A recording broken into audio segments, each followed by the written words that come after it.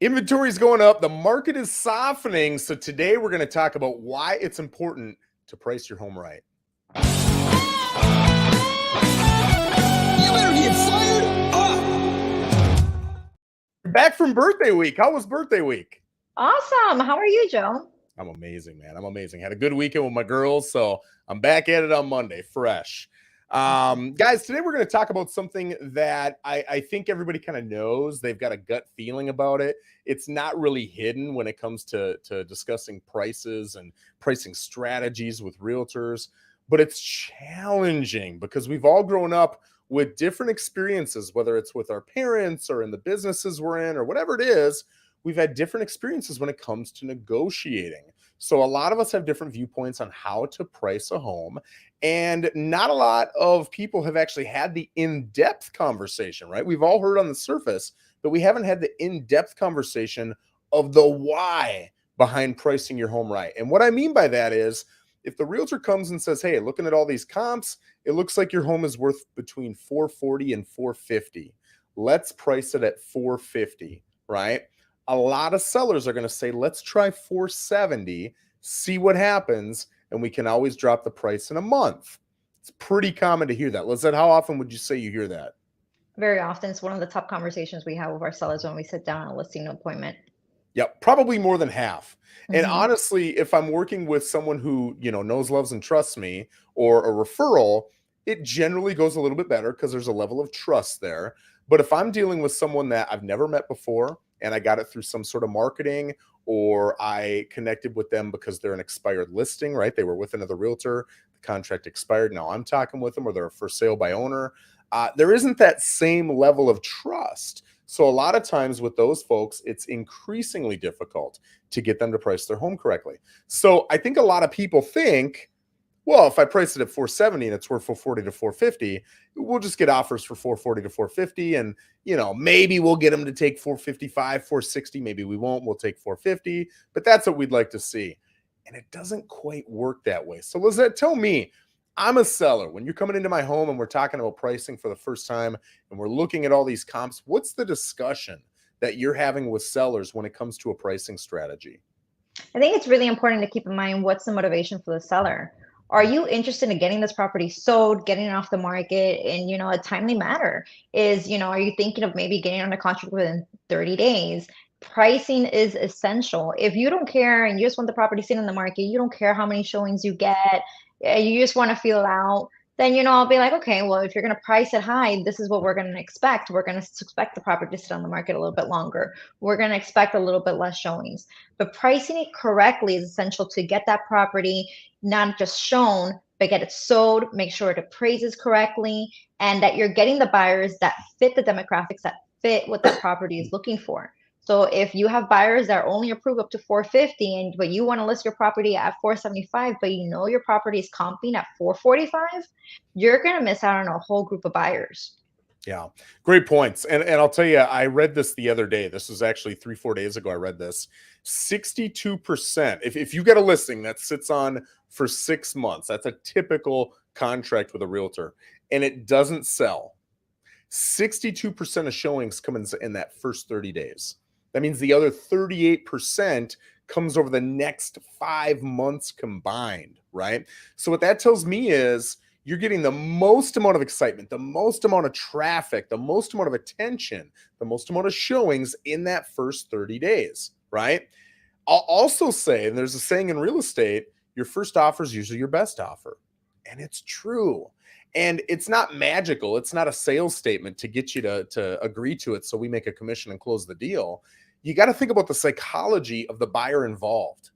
If I am a buyer who comes in on day 4 and I'm looking at this house and I love this house, and let's say it's 500 grand, there's motivation for me to come in at 500 grand, maybe even at 510, 515, because I don't want to lose the house, right? But if I wait until day 77 and I go and look at that house and it's at 500 grand, whether I'm right or wrong, my perception mentally is, well, this house has been on for 2.5 months, more than 2.5 months. For me to come in 5, 10, 20 grand low, there's no risk. Worst thing they're going to say is, no, we'll negotiate and I don't know what I'm going to get off, but I'm not going to lose the house. But on day 4, you risk losing the house. At least that's your perception. That seller could have 0 offers on the table, but your perception is, I might lose the house. So you come in stronger on average. That's why we're saying your first offer is usually your best offer, right? I've got some stats. I shared this on our sales meeting this morning, specifically for this video. There were 453 single-family home sales in Port St. Lucie in the last 45 days. That's roughly 10 a day, right? 32.9%, so roughly a third, sold in 7 days or less. 46.4% sold in 14 days or less. That's almost half. And 62.3%, almost 2/3, sold in 30 days, a month or less. Okay. Now, here's the big stat, the one I want you to remember for all you guys who say, let's list high and come down on price. If I look at all of the homes, those 453 homes that sold in the last 45 days, and I put them into 2 groups, one group that sold up to 30 days, and the other group that sold in 31 days or more, right? And by sold, I mean they went under contract. And I put them in those 2 groups. The group that went under contract within the first 30 days sold for an average of 98.9% of original asking price. Okay, 98.9. Remember that number. Now, if we look at all of those homes in the other group that took 31 plus days to sell, those homes averaged 97.5% of original asking price. That's a 1.4% difference. And I'll tell you, in Port St. Lucie, the average price of a home right now is right around 400 grand. I think it's 404, 405. So let's just say 400 grand. On 400 grand, that decision to say, hey, let's start high and come down could cost you an average of $5,600. That's 1.4% on a $400,000 listing. That's a significant difference. I know a lot of people, I don't care how much money you got in the bank. I've got friends who make 400, 500, 600 grand a year. They'd love $5,600 today. If your average income, you're going to love it even more. It's even more important to you.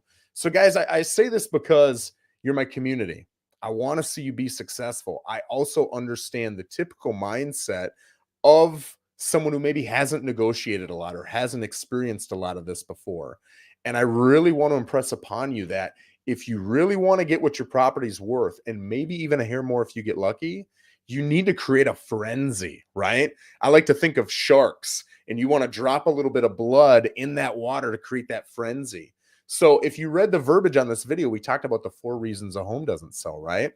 The 4 reasons are your commission payout. Are you attracting enough buyer's agents with your commission payout? The second one is your presentation, which encompasses, can't even say the word, encompasses a lot, right? How do you present it on the MLS with your verbiage? Do you have professional photos? How do your photos look? What order do you have your photos in? Do you have all your documents set up, right? So that people can get the answers to all their questions. How does it look? Is it staged well? Is the landscaping taken care of? All of those things add to your presentation, right? The third thing is the marketing that your realtor's using. And guys, you should be asking your realtor, what are you doing that everybody else is doing? And what are you doing that nobody else is doing that sets you apart, right? It's great to go with a friend, but man, make sure that friend is a top agent. This is a big buck decision. So that marketing is going to be critical. But then that 4th issue, and it's read 10 articles, probably 10, but definitely 9, will tell you that the biggest factor in being able to sell a property successfully, quickly, for the most amount of dollars is the price you put it at. That's the 4th thing. Lissette, what are your thoughts on all that?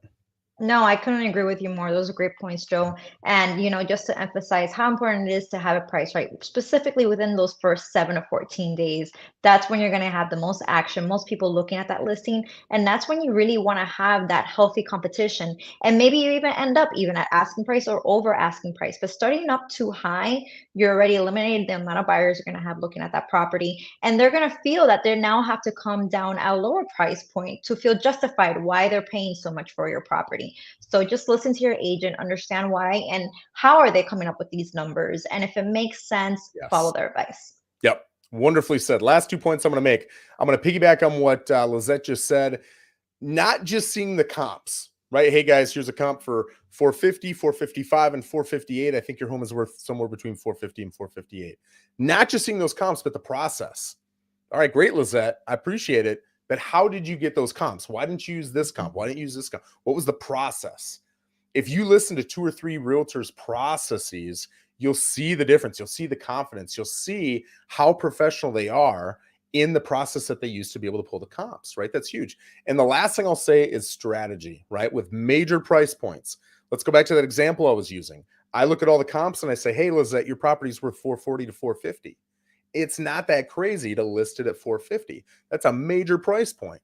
There aren't a lot of people doing a search and saying, hey, Joe, will you look up to 453 and send me everything? Nobody says that. They say, hey, let's look up to 425. Let's look up to 450. Let's look up to 500. They're looking at major $25,000 and $50,000 price points.